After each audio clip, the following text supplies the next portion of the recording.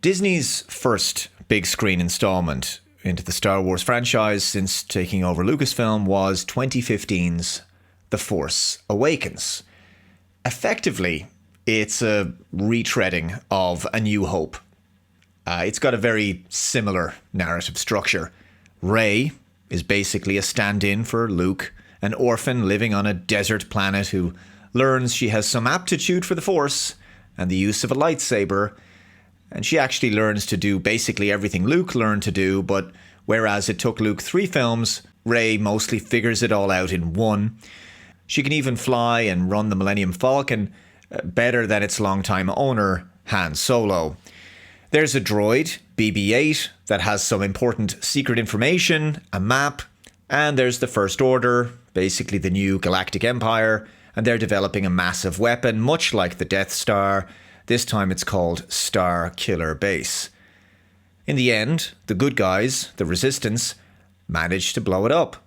Sure, there's some differences between the two movies, but The Force Awakens is basically a rehash of A New Hope. And I think that really speaks to what Disney were trying to do with this franchise. Not just relaunch Star Wars on film with a sequel trilogy, but in a way, soft reboot it, using a similar template to the first film series. As per Box Office Mojo here, The Force Awakens generated $2 billion.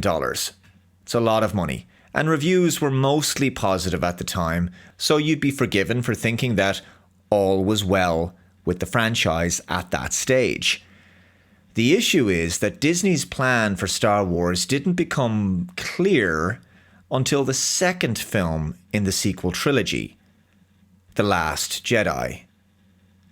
Force Awakens did several unpopular things that didn't sit right with hardcore fans. For one thing, the original core characters of Han, Luke and Leia never got screen time together, and they played second fiddle to the new main characters, Rey, Finn, Poe Dameron and Kylo Ren. Han and Leia were divorced, and Han was killed off by his own son in a totally pointless fashion. What carried Force Awakens was the sheer novelty of a brand new Star Wars film after so many years. But after all the hype and excitement had died down, fans were much more discerning when it came to The Last Jedi, the film that truly showed us what this new era of Star Wars was all about. The Force was female, it seemed. Poe Dameron was humiliated and emasculated several times by strong female characters like Vice Admiral Holdo and General Leia. The cliched slapstick humour and cheap gags were dialed up to 11, making the film feel too comedic in places. Luke Skywalker was reduced to a broken shadow of his former self, living alone in quiet disillusionment on some island somewhere, passing the baton to his replacement, the near-perfect Mary Sue of Rey.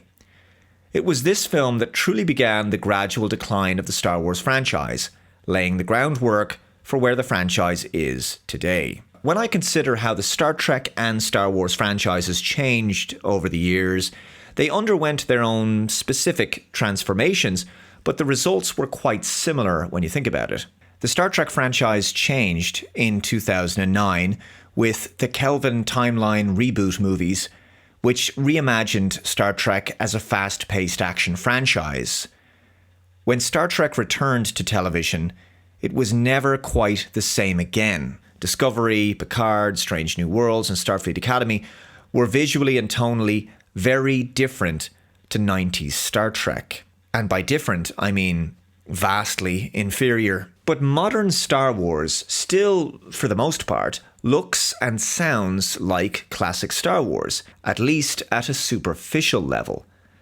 Star Wars' transformation beginning in 2015 was subtle but still significant at the same time.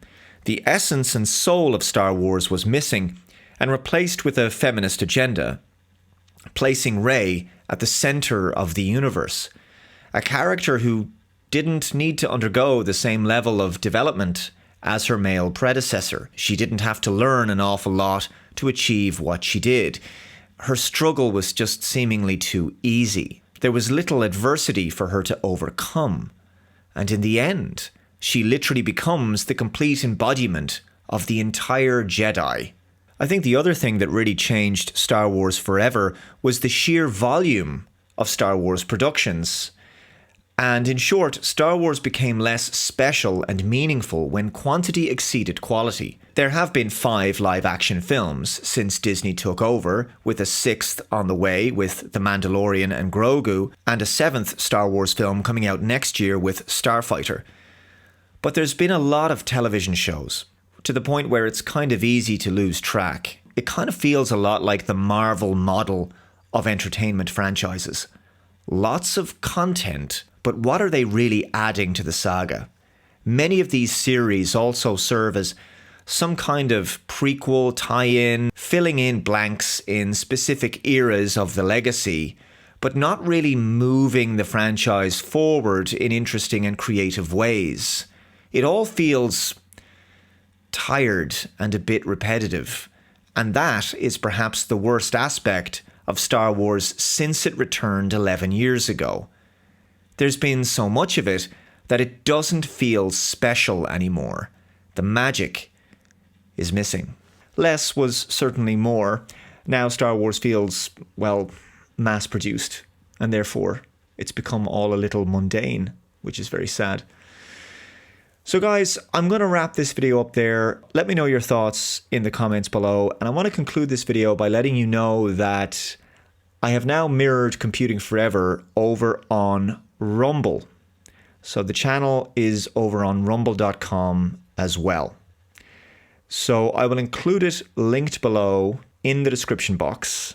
I think it is important to be on other platforms, especially given what's been happening on YouTube for the last few days and weeks.